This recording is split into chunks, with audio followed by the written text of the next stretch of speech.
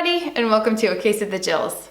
I am so pleased that you really enjoyed the end of the year Q&A. If you haven't watched that video, I do invite you to check it out. We're just gonna keep the ball rolling this year, and today's video is inspired by a bunch of questions that I have been asked recently on email. By the way, I just want to take this time to remind you that if you do follow me on Instagram and you want to send me a message, please send me an email instead of sending me a DM, because I can't keep up with the DMs. Today's video is about the connection between mood and hypothalamic amenorrhea. And I have to admit, this is not a video I probably would have made if I was thinking of it myself. I'll just file this under the topic of things that I kind of assume that everybody already knows. But since that's not the case, let's dive in today. Oh, and by the way, I'm gonna be better at this in 2021. If you like this video, please give it a thumbs up and please consider subscribing to my channel. I really appreciate it. Okay, so your mood and your experience of hypothalamic amenorrhea are inextricably linked. Let's just say that right off the bat. And you're probably right if you're starting to wonder whether or not there is a chicken and egg issue here. It is natural to ask ourselves which one comes first. So do we start off with a sort of mood disorder that requires some, let's say, compensatory behaviors to manage it? Those compensatory behaviors, let's say, become bad habits, and we might find that we end up with hypothalamic amenorrhea.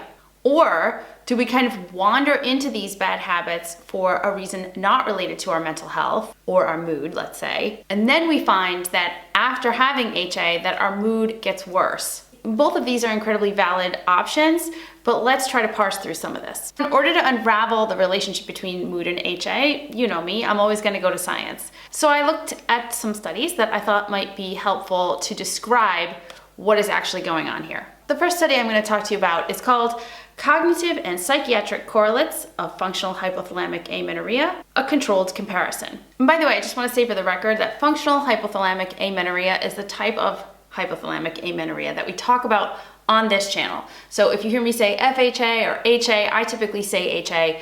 We're talking about the same thing here. In this study, there was a comparison between women with HA and women who had normal cycling periods. They gave measures of mood to both populations in this study. And what was found was that the women who had HA had a lot more mood disturbances. There was an increase in dysfunctional attitudes. There was an increase in difficulty in coping with daily stress. And most important, I think, for this community, in my opinion, is that there was an increase in something called interpersonal dependence. This is when we have a greater emphasis placed on the judgments of other people. And this is where we might see traits like perfectionism kind of pop in. This is when we find that we are approval seeking. We're looking to see what somebody else thinks of us all the time. This is also the place where we see everything as a personal failure, and we may try to exhibit a lot of control over our environment. All of these things were characteristic of the population of women in this study with HA. The conclusion of these researchers was that women with HA have a higher incidence of psychiatric morbidity. What that means is that there's more mood disturbance and more mental health disorder in this population. Some years later, the same researchers, including Sarah Berga, by the way, mark that name, you might see it again later, did a follow-up study called Psychological Correlates in Functional HA. And again, this study compared women with normal cycles to women with HA. The results were, of course, similar.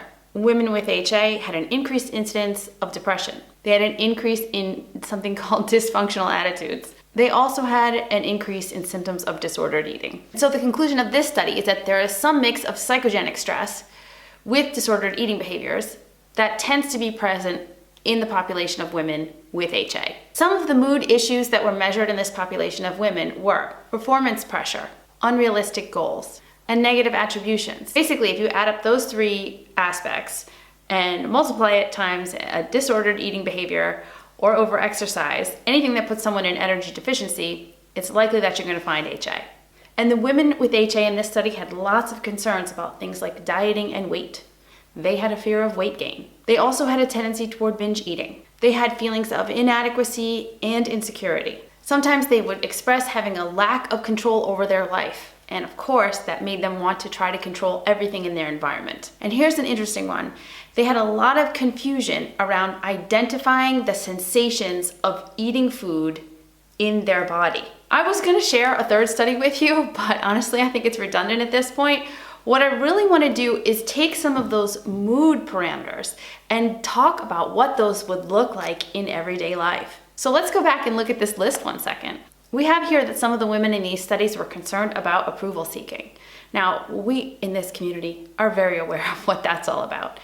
Compensating for a feeling of inadequacy makes us seek approval outward. Instead of having a fear of judgment, we're like looking for it. We want to know someone else's opinion of us. We are looking to find out what someone thinks of us. And this is where we set up these impossible standards where we're trying to be perfect all the time. Because we're putting so much effort into this, anytime there is a failure or a wobble of some kind, we're going to take it 100% personally and believe that we are at fault. It doesn't really matter what the situation is. We are going to take that in and it becomes an emotional part of us. These women talked about feeling performance pressure. It's just another branch off the tree of perfectionism. They felt pressure to be more all the time, better all the time, to be achieving all of the time. They would set unrealistic goals for themselves. You know, like the kind you might set if you're spending a lot of time on social media or looking at race reports or those types of things. These women had lots of concerns about dieting and weight. They were terrified of weight gain. Again, these types of mood disturbances are a combination of how we feel about ourselves, but also the messages that we're told in this world.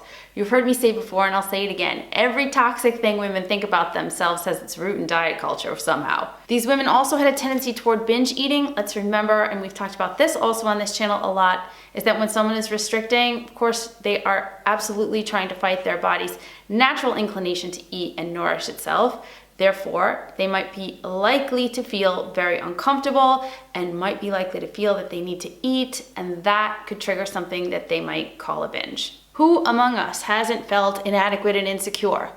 The difference is in our population is that we see this as a personal failure. We might be more compelled to feel this way if we're comparing ourselves to other people around us. I think you can see where we're going with this. And finally, the last thing that I think is really important to talk about with regard to mood is this whole concept of feeling confused about what's happening in your body when you're eating food.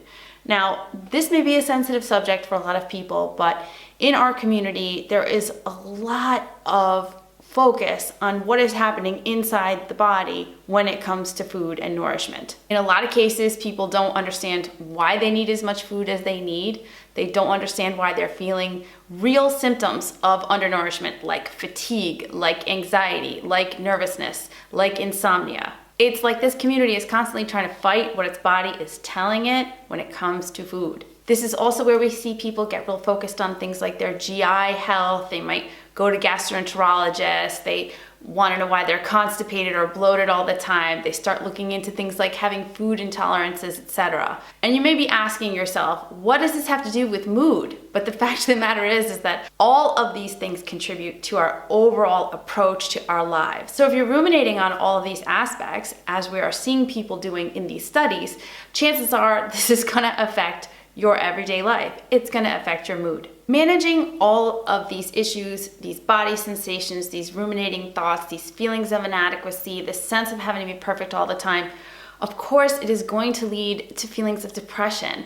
It's going to lead to feelings of anxiety. In our population, chances are we're going to see it as something that you might have heard of called high functioning anxiety. It's that desire to keep going every day, to keep training, to keep trying to fit this perfect ideal. No one would necessarily equate that with having anxiety, but we know the truth. The thing that's driving all of it is anxiety. You may function really well. You may be accomplishing 1,000,001 things, but the truth of the matter is that the fuel for your fire is this mood disturbance, this mental health disturbance. And this is something that's happening inside. So I think we've kind of established that when you have HA, chances are that you have some other mood disturbances going on. You might ask yourself, how do I know when these mood disturbances might stop? When can I expect to come out from under the burden of these mood disturbances? You might be surprised to know that the answer to this question is not when you get your period back. Getting your period back is a wonderful step on the road to recovery, but it does not mean that you are fully recovered. What it means is that you're doing a lot of great things.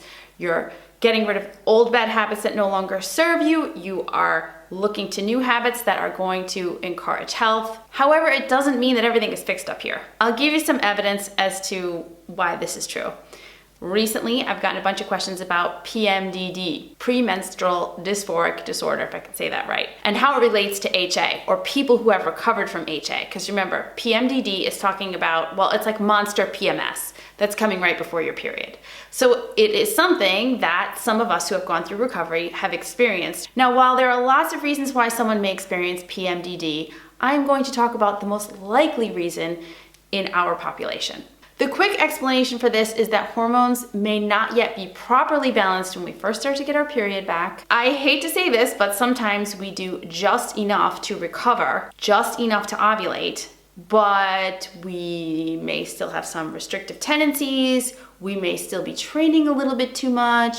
We may be ramping up a little bit too fast. For any of these reasons, and many others that I haven't mentioned, there's still some HPA axis dysfunction happening. There's still lots of circulating stress, and we can tend to be estrogen dominant. This hormonal imbalance when we're getting periods can cause PMDD. PMDD is characterized, like I said, it's like mega PMS. You may have terrible cramps, but most importantly, you feel like you're going nuts right before you get your period. Your mood may be at an all-time low. You are nervous, you are depressed, you are anxious. You may feel like you're coming apart at the seams. It is an incredibly uncomfortable feeling that women really get scared by. And again, there are many complex factors that contribute to PMDD, and certainly people can have PMDD and never have run a step in their entire lives. But in our population, when we're experiencing really bad PMS symptoms, when we even may have been diagnosed with PMDD, it is important that we take a look at our habits in recovery. I hate to say it, but it's time for us to have a little come to Jesus about how much we're training, how we're feeding our bodies. Are we really doing the right thing for ourselves? We don't want to get stuck in that quasi-recovery place where we never quite cross the finish line. And yes, I talked about a lot of science here. We've talked about studies, we've talked about PMDD, we're talking about hormonal dysfunction, and maybe that's a little bit too much blah blah for you. Come sit by Auntie Jill for a sec. If you are not eating enough, if you are energy deficient, if you are training too much, you are starving. A starving brain, it literally can't function because there's not enough fuel inside it. You can't think straight. You're hopped up on stress hormones because your brain is telling you to please find me some fuel immediately. You're gonna be hypervigilant, you're gonna be feeling like danger is imminent at any time. This is when you get hangry, bitchy, irritable, miserable, depressed, anxious. And this is just from being energy deficient. There's really not a whole lot I can do to prove to you that this is the case, except that when you're hungry, you know that you are a crack. That's just the way it is. And so if you're asking the question, is my mood related to the fact that I have HA? Sure, and I just gave you all the scientific reasons why that is the truth, but the fact is if you're hungry, that's it. You don't really need more evidence. If you're not feeding your body, you're going to be a miserable mess. Contrary to popular belief, what fitness culture is gonna tell you, what diet culture is gonna tell you, there is no benefit to trying to ignore or control your hunger cues. In fact, you do yourself a great disservice ignoring the intuition to feed yourself. Over time, that message gets very confused. And when people are very, very underfed, they have a hard time tuning in to that beautiful message of feed me, creating more problems, moving you away from your intuition, and you know what happens after that. It is difficult to imagine being underfed not affecting every single aspect of your life, from work to school to family, relationships, literally everything. You know something, I'm very transparent on this channel, and I will tell you that of course I had personal experience with this. When I wasn't eating enough, I was a mega bitch. Seriously, I just couldn't get myself together. I acted like a jerk at work. I acted like a jerk to my husband. I acted like a jerk to my parents and kind of everybody else around me. Of course, there were moments of sunlight where I was acting like myself, but it was probably right after I ate something. And by the way, I did not know I was hungry all the time. I just acted this way. My mood was always a mess. And after being chronically hungry all the time, I just didn't really know what was going on. And you might be sitting there and saying, but I don't feel hungry, yet you're depressed, anxious, miserable, irritable, or worse. It's time to think about a snack. What is the fix for this? I mean, you gotta feed your brain. I know it's not that easy. Come on, I've been there too. I know many of you need convincing. Many of you are gonna fight the fact that it's actually food that's gonna make you feel better. If you don't believe me, I will invite you to do the following. Take a good hard look and recognize all of the places all of the habits that you've developed to avoid eating and to avoid training smart. Things like avoiding rest days and not periodizing training. Things like not taking an off season. Oh, and also thinking that you're supposed to weigh the same all year round. Think about if you're counting macros, if you're counting calories, if you're avoiding foods or food groups. You're weighing yourself, you're adhering to food rules, you're adhering to training rules, you're signing up for too many races, you're ignoring your intuition and always pushing harder. If you're doing any of those things, guess what? It's time to take a second look. I've said it a million times and I will say it again. There is no substitute for good nutrition, plenty of rest, and understanding that your value is not your body and it's not your sport. It's in here and it's in here. I hope you enjoyed this video today. I hope it was a good way for you to connect mood and HA and all the things in between. Happy New Year, everybody. Thanks so much for watching this video. Don't forget to subscribe. I'll see you again soon.